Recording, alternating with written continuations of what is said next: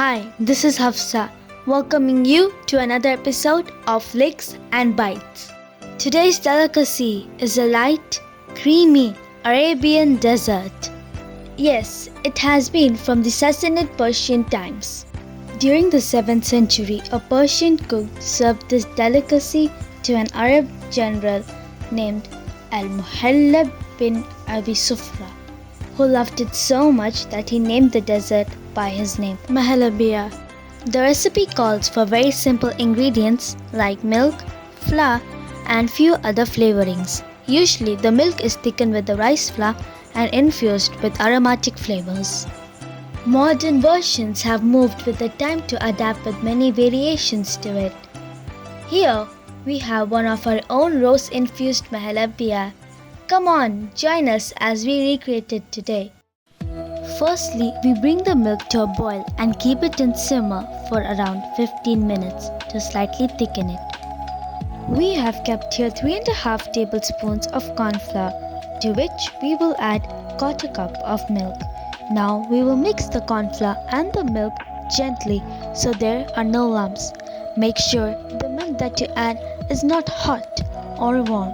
Ideally, cold milk will do the job. The milk has been simmering for 15 minutes and is ready. Let's add the corn flour and the milk mixture to the simmering milk. Keep whisking the mixture, stirring it gently as the corn flour cooks with the milk and starts to thicken the mixture slowly. Don't step away, even for a minute, as this step is very crucial in the process. The mixture reaches to the right consistency in no minute.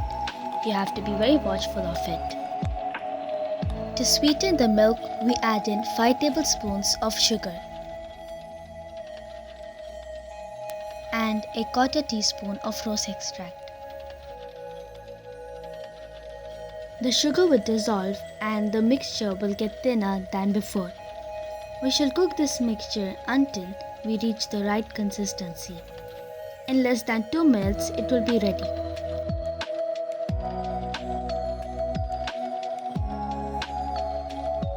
To the back of the spoon, run your finger, and if it leaves a clear mark, it's a sign to stop the stove. The classic version of muhallabia recipe calls for a different flavor, whereas today I'm going to infuse this dessert with some rose syrup. Now, to present this dessert, let's serve them in short glasses. Let's ladle up a dollop of this mixture to these glasses and add in a few drops of rose syrup to infuse the goodiness of this romantic rose flavor. Stir in a bit so it mixes well. This will be enough to give it a rosy note to our dessert.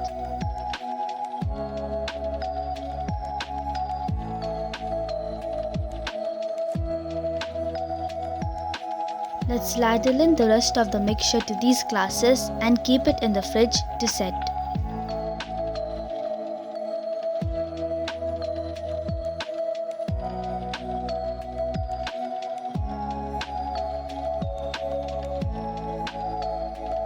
Our muhallabia has been in the fridge for almost an hour now and is halfway set.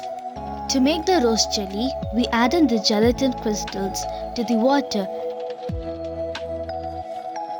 and then give it a stir. To sweeten our rose jelly, we will add a couple tablespoons of sugar. And to make the magic work, lastly, the portion of love with our rose syrup.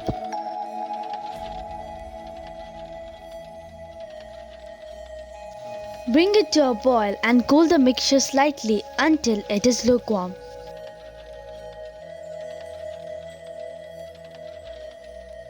To give it a dreamy effect, what I will do is remove the dessert from the fridge when it is halfway set and when it is wiggly. I will infuse this touch of romance with this rose flavor by pouring the rose syrup we made into it.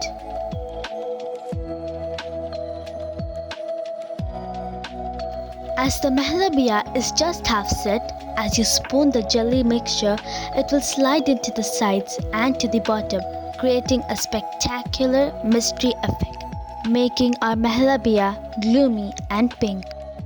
Let it go back to the fridge now to set. After 3 to 4 hours, a romantic rose-infused Arabian delicacy is right here ready for you to be served. I hope you enjoy our muhallabia recipe and catch us up for another episode where we bring in recipes worthy of licks and bites.